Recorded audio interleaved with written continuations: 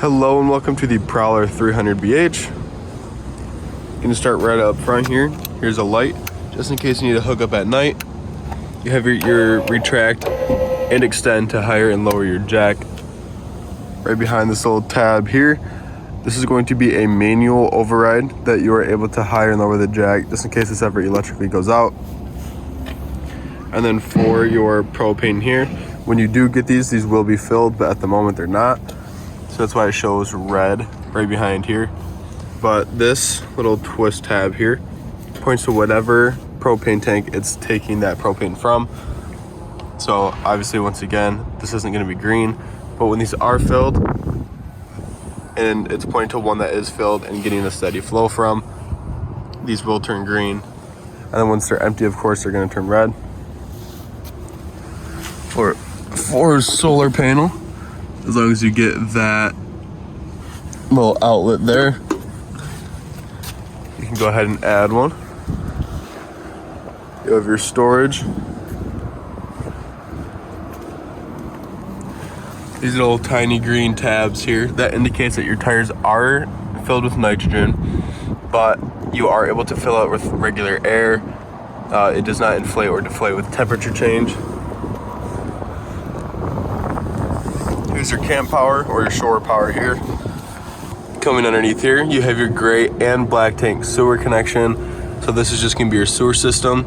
So when you do wanna go empty it, all you gotta do is take it and pull. It's filled with a little bit of water now, just from being put into winterized mode. But all you gotta do is pull that tab and it'll start to leak out. This is gonna be your city water connection here. So when you get to a campground, this is going to put water into your camper. So all you do is put that campground hose right into here, and then this will push water through your entire camper. Inside here, this is gonna be your outside shower. You just press down and pull. You have your shower head here. It's all wound up inside of there. Then you have your hot and cold side. For a TV, if you ever do put one outside, there's your input for satellite. This camper is backup camera ready, so if you do purchase one, go ahead and take that tab off. It's just 4 screws. Go ahead and plug that camera in, and then you'll have a little tablet to go with it, and that will go into your cigarette lighter. And then once it's in there, you want to make sure to have your running lights on. And once your running lights are on, this will always feed.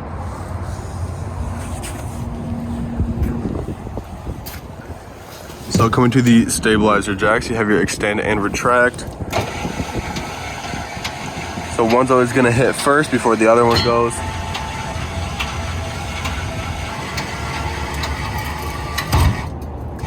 There, once it's down, you're good to go. This right here, this is gonna be your black tank flush. So when you do put a pressurized hose up into here, this actually helps flush out your black tank, because your black tank is going to be all your sewer system. So of course it's going to have some junk in there. It will end up getting stuck. So just go ahead and put a pressurized hose into here, and that'll help turn on a sprinkler inside the system that helps take off all that extra toilet paper or crud that may have gotten stuck on the way out.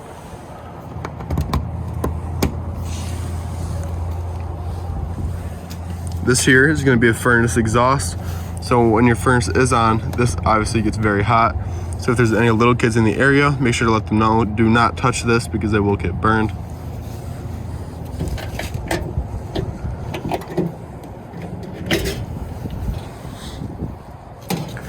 Coming to your water heater, this is going to be your anode rod. So this just goes right into here. That'll be a 1 1/16 socket. So we'll take that socket, tighten it down. All the hard water will end up eating at this and make this deteriorate rather than your tank. So this saves your tank right here. So in order to turn this on, all you gotta do, go to the hot side of your faucet, make sure that the hot side is turned on. It'll start to sputter. All that sputter is the water coming into this tank and starting to fill and push out all the air that was left in here. Once you have a steady flow of water coming out of that hot side, go ahead and flip the switch on the inside. It'll just say water heater. I'll show you in a little bit. All you do is turn that on. This will start to heat up and you're able to use it. The water does get stagnant after a while. So when you do go to empty it, this tab here, it's a pressure release valve. Go ahead and pull that. Once this is pulled, you'll hear the pressure die out. It'll just hiss. Once it's done hissing, go ahead, take your socket, pull this back out, and then once this is out, all the water will start to drain out of that little hole. And then to make it go faster, go ahead and just pull this one more time.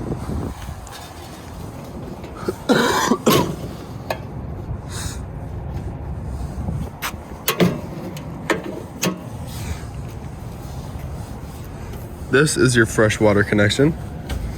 So if you're going out into the middle of nowhere and you need to take water with you, there's a big tank and basically inside of here. Go ahead and fill this up with a gravity fill, so a regular hose or whatnot. Once this is full and you take this other places, you'll have a water pump, which when you turn that on, that takes this tank of water and pushes it through your systems just like that city connection would. But this is if you need to take water with you. Once again, go ahead, fill this up, turn on your water pump, and you'll have water just like you would with a city connection. So let's say you fill this up, go on vacation. Once you're done, if you still have leftover water, just down here, you have that little valve. Go ahead, turn that open, and then your fresh tank will end up draining. But that's only if you have extra water inside. Once again, for a TV, here's your input, along with 110 outlets here.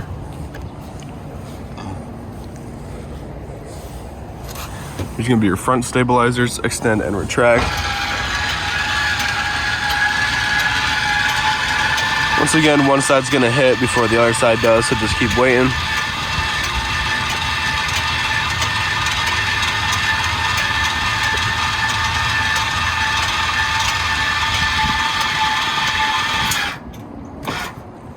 Once they touch, make sure you tap it just a couple more times just to have a steady landing, and then you're also good.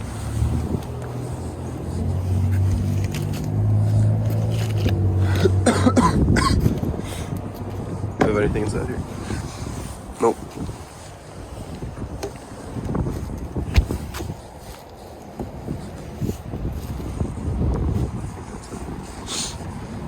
Coming up to your door here. To open this up, go ahead and lift up. This will rise, twist, and then drop, open. So behind the door you have this little piece that sinks right in to hold your door open so it doesn't end up swinging. But for this, all you gotta do, push the handle one way. You'll see these pieces retract from being on the other side of the door.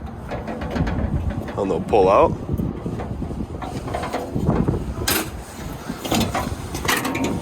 Go ahead and drop them. Make sure this is completely flush with the ground, because if you do try to shut your door, it will rip off this furry part along with the rubber seal right behind it. Come into your awning here. I'll zoom in, see that little tab on the top? If you pull that off, you are able to manually override it just in case this awning ever goes out or electrically goes out. You're able to manually put it back in and out if you need to. Coming inside here, you have all your controls. This is going to be your main lights.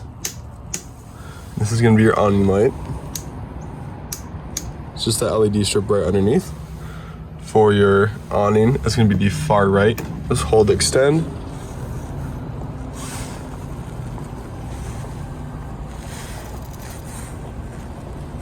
You'll know it's fully extended when you see a little flap come down, along with the black bar underneath peeking out. I'll get up closer to show you when it's fully extended. So there's that little flap that comes down. Start going, and there's that metal bar that comes down. You don't want to go any farther than that because the awning will retract the opposite direction and end up breaking.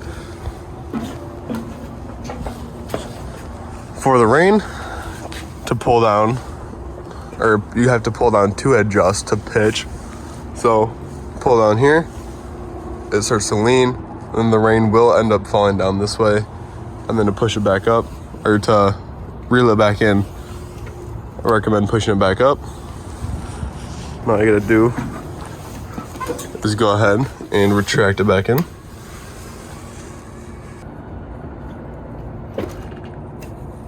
It's all good. For your slide, there's an in and out. All you gotta do is hold the bottom piece. That gear noise you just heard is that it does it both when it fully extends and when it retracts. It just is an indicator to let you know that it's fully out or fully in. So you'll hear that noise in just a second to let you know that this is fully out.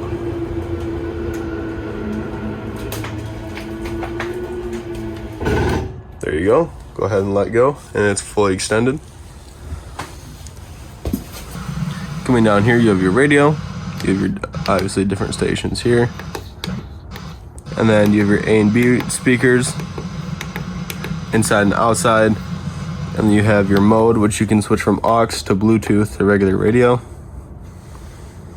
And you have a dim button, which will stay on but look off. And then you can hold it. It'll say goodbye, and now it's fully off. So for these burners, all you gotta do is press and turn on the gas. And then this right here, all you gotta do is turn to the right, and then that'll ignite your flame. So once again, it's just like a regular stove. Push in and turn. That ignites the gas to come to the top left burner. Once it does that, go ahead and turn to the right, because if you turn to the left, it'll snap off. Turn to the right, it would ignite. The same goes for the other two. For your oven here, if you turn to the pilot symbol, you'll see a tiny little flame up here in the back. Once you do that, go ahead and adjust to your temperature that you need.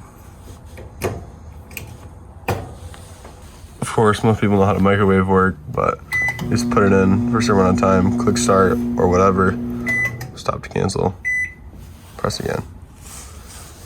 For your fridge, go ahead, turn on, press and hold, and you can adjust the temperature. 5 is gonna be the coldest, 1 is just gonna be cold.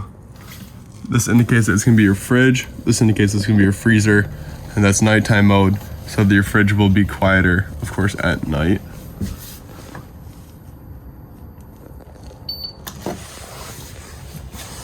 For your thermostat here, all you gotta do is press. Goes through your fan, low and high, cool, high, low, and auto, and then along with your heat.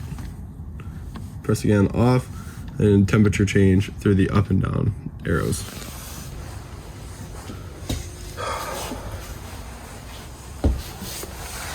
Down here, this is gonna be your carbon monoxide detector. Obviously, as a safety feature, this is always gonna be running. So even if you're not using this, but it's not plugged in, your battery's plugged in, this will still run. So what I recommend doing is that this green light, because this indicates that it's on, I recommend taking the negative end off of your battery, because then that finally kills this. Otherwise, that little green light that stays on, that will eventually kill your battery and you'd have to replace it.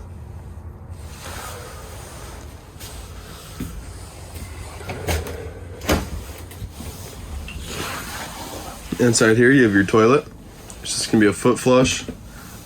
You need toilet solution along with RV grade toilet paper. The toilet paper will help break down easier, so it doesn't end up clogging your systems. And the solution will help break down solids and smells. Coming inside your bathroom here, of course you have the on for your fan, on for your light. And then right here, these are gonna be your readers. So this talks about your battery, your fresh tank, your black tank, and your gray tank. Shows that they're all empty except fresh because they left some water in there. But the water pump button right here, this is that button with the fresh tank. If you take water with you and you need that water to get through your system so you're able to use it, go ahead and flip that switch on. And you have 2 water heater options, the gas and electric. So gas would be taken from your propane, obviously, and the electric would be taken from your either your battery or your shore power. So whether it's the propane or the shore power, you have 2 options. if you want the most power, and so that equal up to being the most heat possible, go ahead and turn both on. But if you just want one, go ahead and choose electric, or go ahead and choose gas. But once again, if you need the most heat, go ahead and turn both on.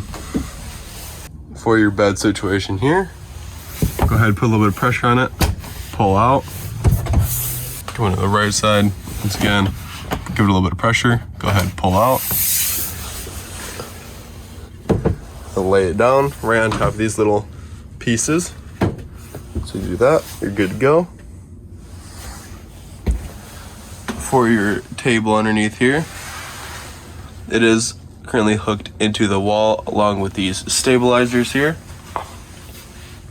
For travel, along with making this a bed, I would recommend having this in the quote-unquote bed position, just because when it's traveling, this will warp the poles, and it'll also start to mess up your line there that has this connected to it. So for travel, go ahead and pull your top off, pull your seats up, wiggle these around a little bit and twist, make sure they're off.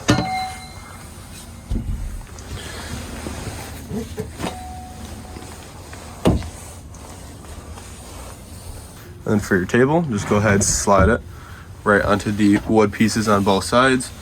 And then you're good to lay these back down, along with putting the cushions. There it is.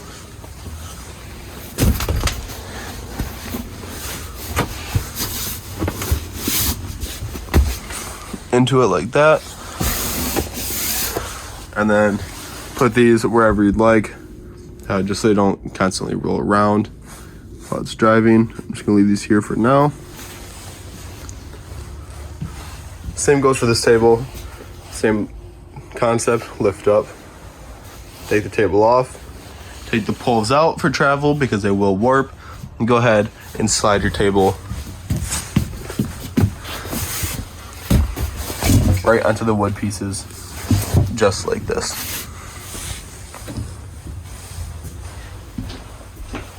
For your couch, all you gotta do is grab underneath, lift up, and pull, and it'll instantly fold. Go ahead, lift up with a little more pressure, push it in at the same time, and it will eventually flip back.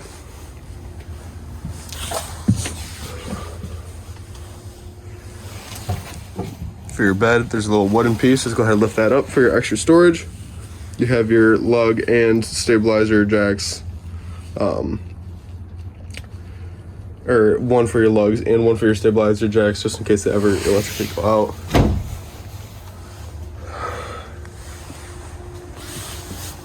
All these sides do have a little switch that you can toggle them on and off. So in the living room, right before the bedroom, are going to be your breakers and your fuses. So they are labeled just like a house. And I do recommend having extra fuses along with you, just in case. I'd rather be safe than sorry.